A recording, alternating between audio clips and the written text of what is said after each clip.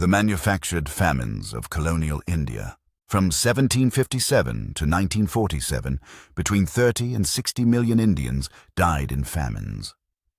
While company shareholders feasted on roasted meats and fine wine in London, millions starved beside full granaries in India.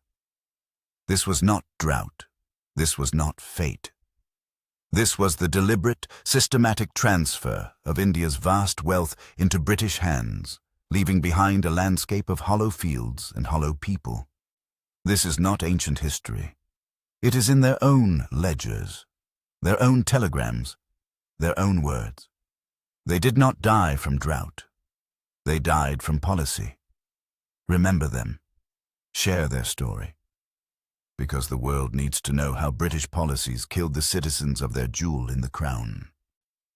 The British told the world, British rule brought order and civilization to a chaotic subcontinent. Here is what the ledgers actually show. 24 major famines in 182 years. In 1700, India held 24 to 27% of world GDP, equal to all of Europe combined. By 1947, after 190 years of extraction, it had collapsed to just 3 to 4%. This wasn't a drought. It was a policy, written in blood on these very pages. Before the East India Company arrived, mass famine was almost unknown in India. Under Mughal Emperor Akbar, and later improved under Aurangzeb, taxes were tied directly to harvest yields. In a bad year, farmers paid less automatically. Grain exports from famine-affected regions were strictly forbidden. Public granaries were opened by imperial decree to feed the hungry. The state existed to protect its people. The East India Company would destroy every one of these protections and replace them with extraction. In 1765, after the Battle of Buxar, the East India Company, a profit-seeking corporation answerable only to London shareholders, obtained the Diwani, the legal right to collect taxes from Bengal, Bihar, and Orissa. This was not a government. It was a business, now governing 40 million human beings. Then, Lord Cornwallis's permanent settlement of 1793 abolished the flexible Mughal tax system forever. Taxes became rigid and fixed regardless of harvest failure or drought. The law was brutal and inhumane in its simplicity. Pay the company or lose your land. Just 5 years after taking control, the EIC policies turned a drought into a holocaust and made sure nothing should stop flow of filling their coffers. Company servants cornered the rice market to speculate on prices. Shockingly, EIC records show revenue collection was actually increased by 10% during the famine years. 1/3 of the prosperous Bengal's entire population perished. 10 million human beings. When company officials in London were asked about the deaths, the response was recorded for history. The deaths were a painful necessity. 10 million lives. A business inconvenience. India was forced to pay Britain between 30 and 40 million pounds sterling every year, simply for the privilege of being governed. These home charges paid for British civil servant pensions, British wars, and British soldiers stationed on Indian soil. Every rupee drained to London was a rupee stolen from irrigation, seed distribution, and famine relief. The gold flowed to build London's skyline. The hollow people were left behind to perish. The once prosperous Bengal was being molested on a daily basis by the British colonial entity. The Great Famine of 1876 to 1879 killed between 5 and 12 million people. British meteorologists had correctly predicted the drought. Their warnings were ignored.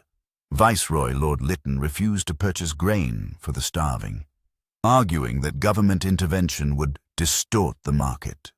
While millions crawled across cracked earth, his banquet table groaned with food. Throughout the entire famine, grain continued to be exported from Indian ports to Britain, openly, with full government approval. The colonial administration applied the rigid free trade economics of Adam Smith and Thomas Malthus against human lives. They believed government must never interfere with trade. even during famine. In 1877, at the absolute peak of mass death in the Madras Presidency, 6.4 million hundredweight of grain was exported from those very ports to Britain. Ships sailing out, grain leaving, while dying, hands reached up from the docks below. This was not ignorance.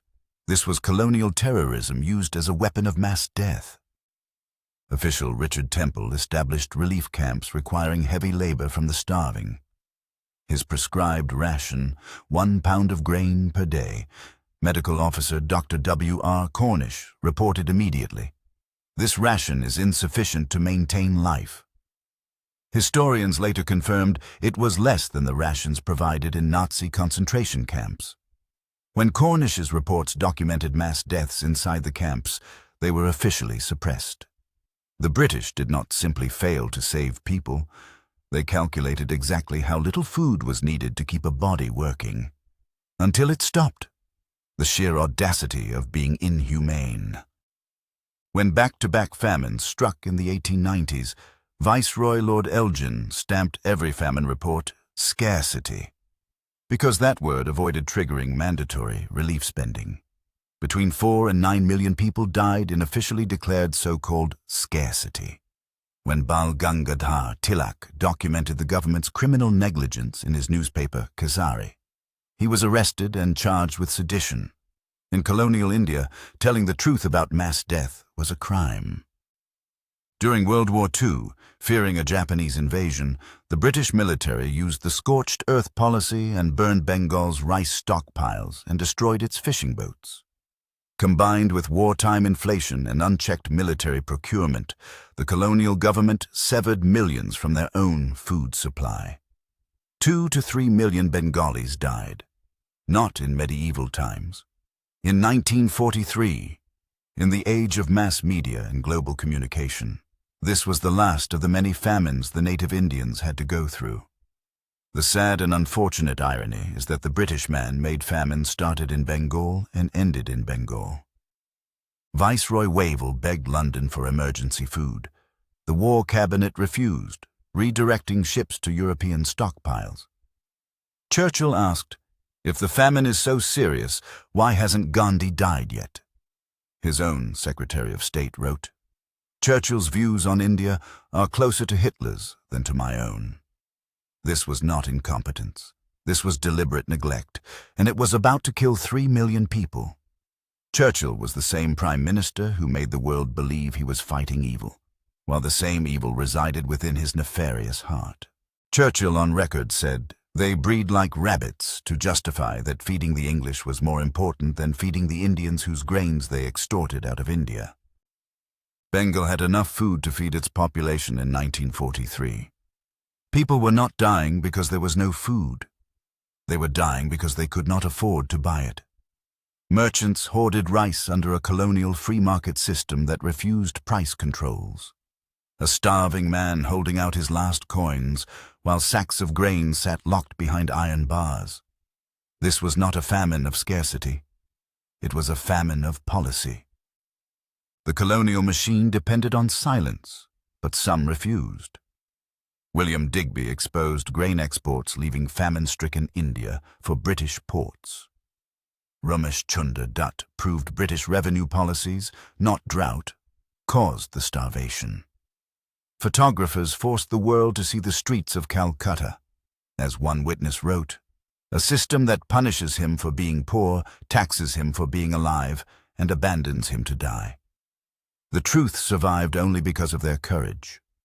During the 1943 Bengal famine, Muhammad Ali Jinnah combined humanitarian appeals with political strategy, acknowledging the shortage of food and the intense distress while urging Muslims across India to come to the rescue of the people of Bengal by contributing their mite. He issued formal press statements calling for a wholehearted response to support relief efforts, such as the fund managed by the Calcutta Muslim Chamber of Commerce, to which he personally contributed.